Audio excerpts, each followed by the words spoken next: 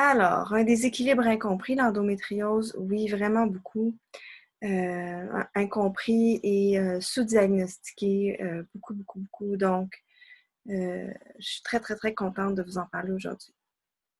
Alors, on va voir dans cette présentation la prévalence, c'est quoi l'endométriose, c'est quoi ses symptômes, comment on peut le différencier avec l'adénomiose, les méthodes de diagnostic actuelles, la vision holistique de l'endométriose, comment se soutenir, pour résumer, études de cas et Yes, you can.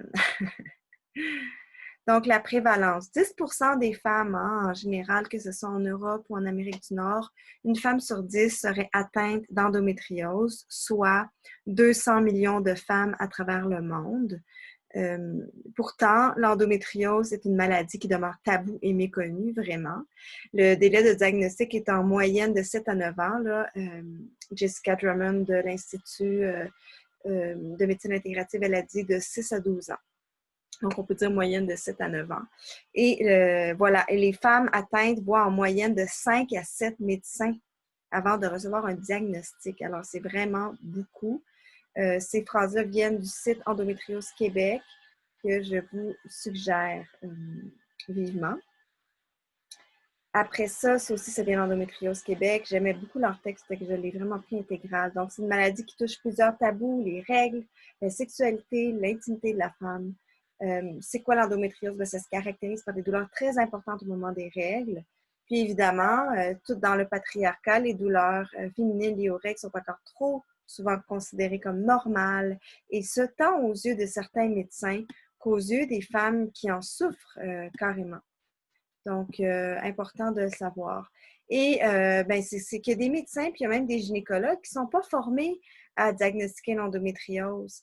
Malgré les recherches scientifiques, il y a beaucoup, beaucoup de gens encore qui pensent que l'endométriose est une maladie psychologique. Donc, la méconnaissance de l'endométriose dans notre société conduit parfois les femmes atteintes à souffrir très longtemps avant de consulter. Et si elles osent consulter, elles ne trouvent pas une oreille attentive chez un professionnel spécialisé dans l'endométriose, elles se retrouvent seules face à leur souffrance. Alors, quand on parle de médicalisation de la santé des femmes, de pathologisation, de patriarcat dans le système médical, on parle de ça. 7 à 9 ans s'écoulent en moyenne entre la première consultation et le diagnostic. Ce temps perdu, il y a des conséquences psychologiques sur les femmes concernées. On va voir l'impact psychologique plus tard et des conséquences physiques parfois irréversibles, particulièrement sur la fertilité.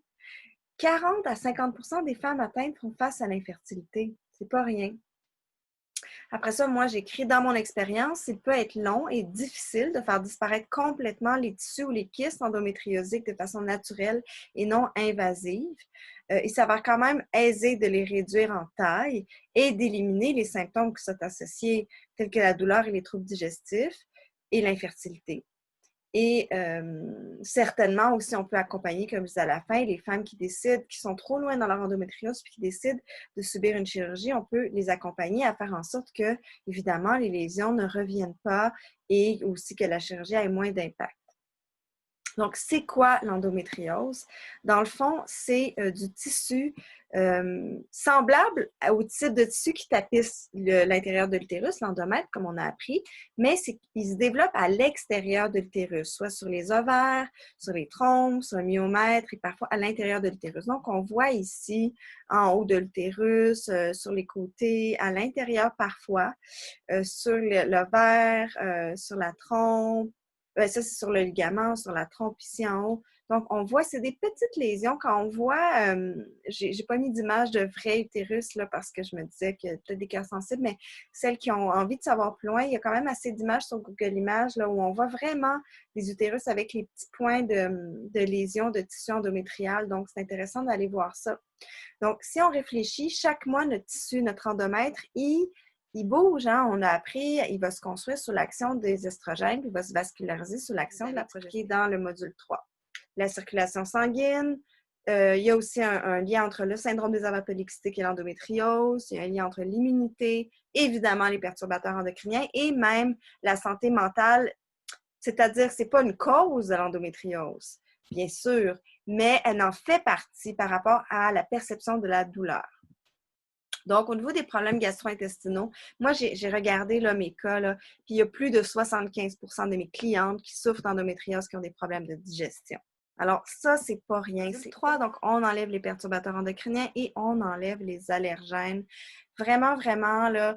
Puis un petit mot par rapport au gluten. Vraiment, je le vois, là, le lien entre le gluten et l'endométriose. Dans mes cas, là, moi, ça a fait une grande, grande différence. Donc, ça, c'est à savoir.